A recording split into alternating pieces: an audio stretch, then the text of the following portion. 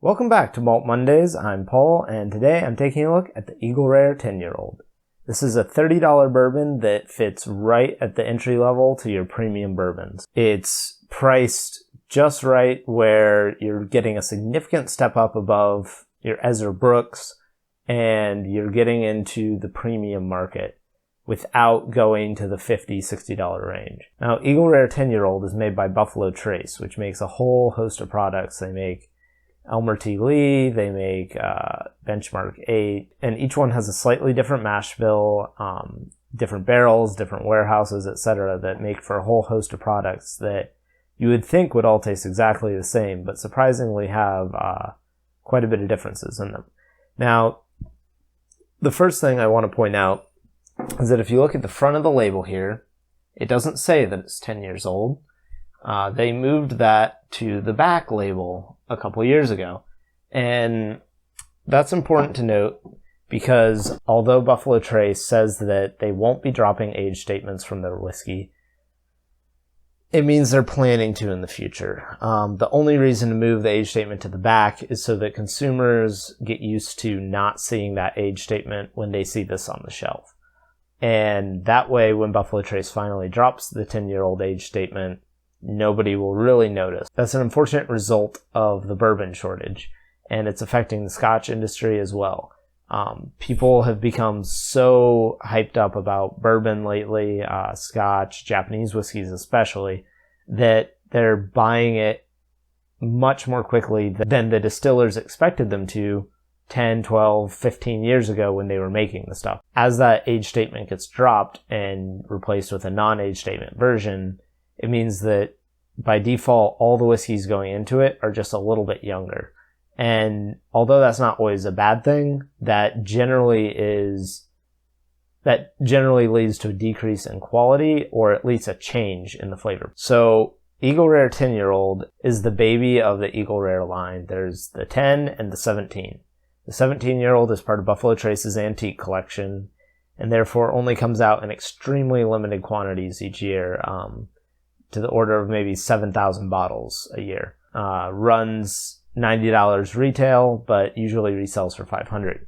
So your chances of finding that one are slim, but Eagle Rare 10 is still fairly common.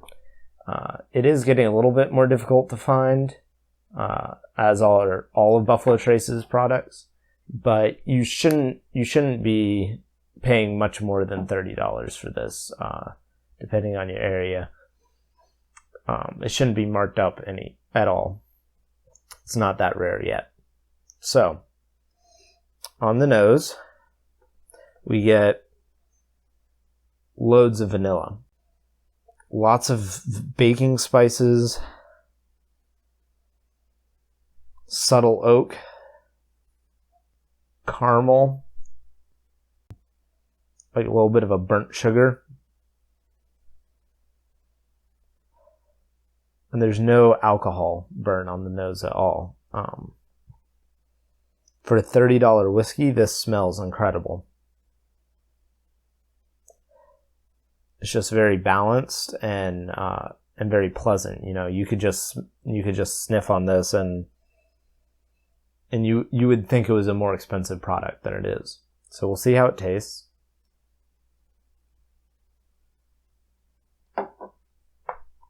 There's lots of vanilla, caramel flavors.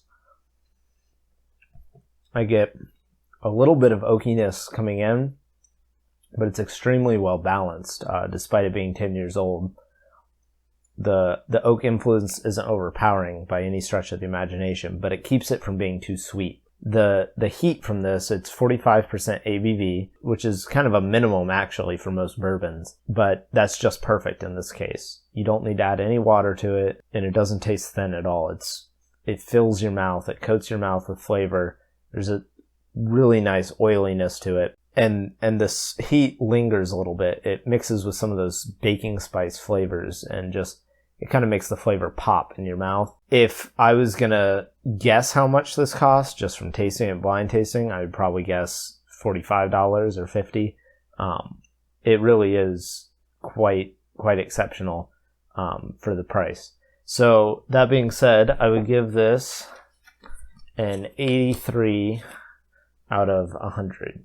Really, the only reason that I can't give it a higher score is just that the flavor profile is a little bit simple. It really stays to the vanilla, the oak, the caramel, with a touch of spice. There's nothing really interesting going on here. But what you do have is an amazing bourbon to go back to as a daily bourbon. So that being said, I would definitely recommend buying this at around $30 a bottle. And even if it was slightly more than that, I would still probably pick this up. So thanks for watching. I hope you'll come back next time and like, share, subscribe this video. Thanks.